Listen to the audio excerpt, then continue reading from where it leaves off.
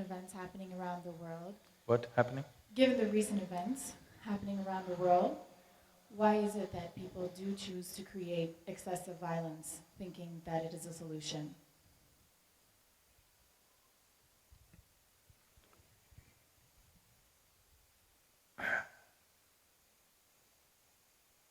That's what. Who decides how much is enough? Who decides what's excess? That's a question. I am not condoning violence. But if you look at it in terms of what's been happening, at least in the recorded history of humankind, you will see that 21st century, with the number of people that we are in terms of population, we are in least amount of violence.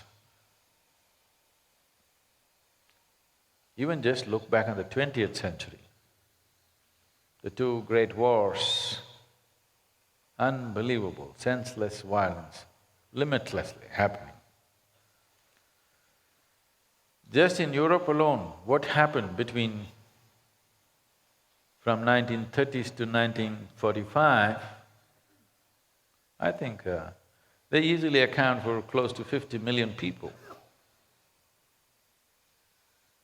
Very organized.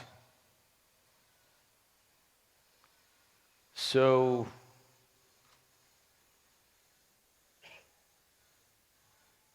when it happens to us, when violence happens to us, even the smallest violence, if somebody cut your little finger, it's excessive, isn't it? A bomb blast happened in Hyderabad, only 20 people died day before yesterday. Lot of people heaving a sigh of relief, oh, good, only 20. In Bombay, 200 died.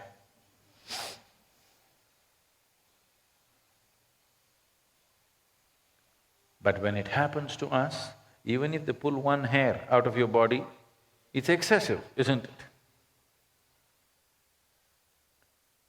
So, let's not discuss what is needed and what is excessive, because nobody can come to it.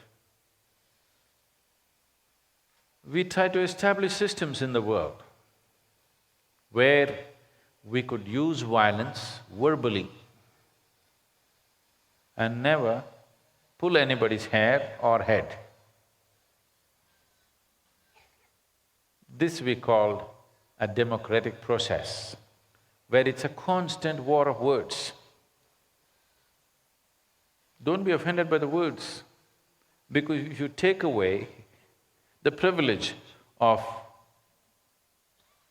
verbal war, then it'll translate into physical war. So the violence in the world is much less than ever before. For the tools of violence that we have, which is the outcome of our scientific and technological capabilities, if these tools are used without the tongue-lashing capability in the parliaments, in the debates and United Nations and everywhere, oh, you would destroy the world many times over.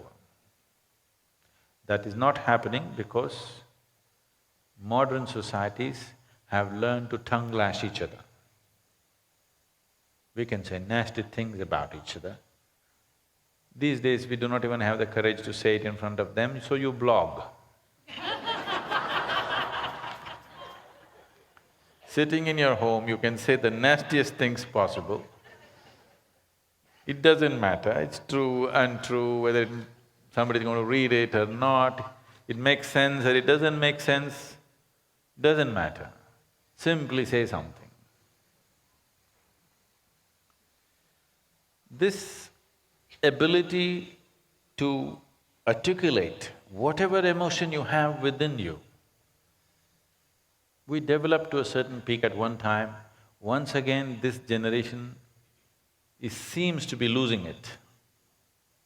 Now, I am not saying you must abuse each other, I'm saying if there's violence in you, at least if you're articulate, you would have spoken, you would have written, you would have debated about it, you wouldn't have exploded a bomb, isn't it? You explode a bomb because you don't know how to make your point. Because they do not know how to make a verbal statement, they're trying to make a statement. Boom, boom, 20 people dead, 200 people injured, a statement has been made. A violent statement has been made.